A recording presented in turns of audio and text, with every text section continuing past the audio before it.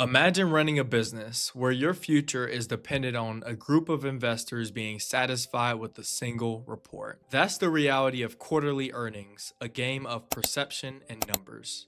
I've worked for corporate finance for a while, and I'm not saying the companies that I've worked for have done this. All I'm saying is I've seen this countless times. Section 1: The pressure of quarterly earnings. Picture this: Josh is a business owner, and he builds a restaurant empire from the ground up. A group of investors raised $20 million to build 10 restaurants. 5 years later, all locations are running at full capacity, with each pulling in $1 million per year. Each quarter, investors expect the distribution of profit from their investment. Josh has spent years managing tight margins, building a strong team, and maintaining a loyal customer base. But here's the challenge: he isn't just running restaurants, he's also managing investor relations. At every quarterly meeting that Josh has to present in front of investors, they're not asking about the new seasonal menu or customer satisfaction. They may not even be asking about Josh's kid's soccer game. They just want hard numbers. For revenue growth, are sales up? For profit margins, is the business running more efficiently? And for cost reductions, where are expenses being cut? This quarter, one of the restaurant locations within the group struggled. Maybe food costs surged, a competitor poached their customers, or labor costs increased due to better training. But the numbers aren't as strong as last quarter. Now Josh faces a choice. Number 1, be transparent. He would have to explain the short-term challenges, emphasize the long-term strategy, and highlight why investing in quality and expansion matters. Or number 2, play the numbers game. Cut staff hours, delay necessary renovations, or adjust expense reporting to make the numbers look better. This is the same dilemma that billionaire CEOs and CFOs deal with every single quarter. When short-term optics take priority over long-term sustainability, bad decisions begin to pile up. It's just like skipping meals to lower your grocery bill. You save money today, but at what cost? Some of the largest corporations manipulate their numbers by slashing jobs, delaying investments, or even buying back their own shares. This is all to meet investor expectations. But the best businesses focus on real growth, not financial sleight of hand. So next time you hear a company boast about record profits, ask yourself, did they actually grow, or did they just play with the numbers? Section 2: The problem with simplistic financial metrics. Do you ever hear about a company bragging about earnings per share going up? It sounds all great until you actually realize that they didn't make any more money. They just played with the numbers.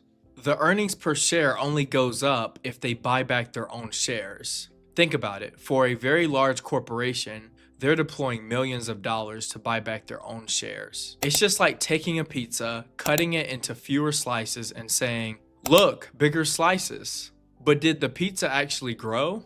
It definitely did not. And don't get me started on revenue growth. Some companies boost revenue growth by buying other businesses, instead of actually improving their own business. It's just like me going to the gym, borrowing someone else's muscles and saying I've got stronger. Just always ask yourself what's happening behind the scenes. Section 3: Interest rates and corporate investment. Now here's a myth that has to die. If interest rates are low, that means companies will invest more. Sounds logical, right? Wrong. Companies don't make investment decisions based on the interest rate alone. Instead, they use something called a hurdle rate. Basically, a minimum return that they expect from a project. Many companies still use outdated hurdle rates from 10 years ago. Times change, but sometimes businesses don't. And let's be real, CEOs care more about risk than they do interest rates. If they think that the economy is shaky, then even free money won't get them to invest. So next time someone says to you, low rates equals more investment, go on your phone, log into YouTube, and share them this video link. Section 4: Mandatory climate reporting, a secret opportunity. Now here's something unexpected. Climate reporting rules. Yeah, those annoying regulations. They're making companies money. Governments are forcing their business to track carbon footprints, energy use, and sustainability efforts. Some companies complain, but others are cashing that check. Over $35 trillion in assets are ESG aligned. ESG just means the investment in environmental, social, and governance. One example could be diversity and inclusion, another could be sustainable agriculture, and the last example could be renewable energy. Smart companies use these reports to attract big dog investors that care about sustainability. The point is, rules don't always hurt businesses. Sometimes they create new opportunities. And those who adapt first, they win. Section 5, Why Family Businesses Fail and How to Fix Them. Now let's talk about family businesses.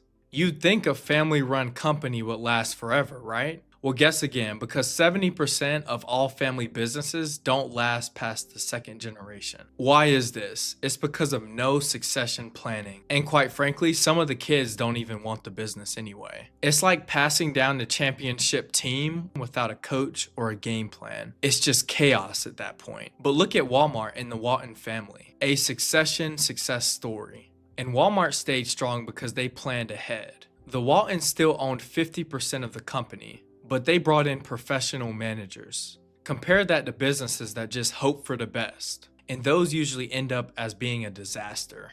So if you currently run a business, start succession planning now, right before any drama begins. But as you can see, corporate financial planning isn't as perfect as it seems, and it affects our wallets more than you think. But if you want to continue to deep dive on this journey to see how money really works, then hit that like, subscribe button, and notification bell so that you'll never miss a drop. But drop a comment below. Which comment actually surprised you? I hope you take care, and I'll see you in the next one.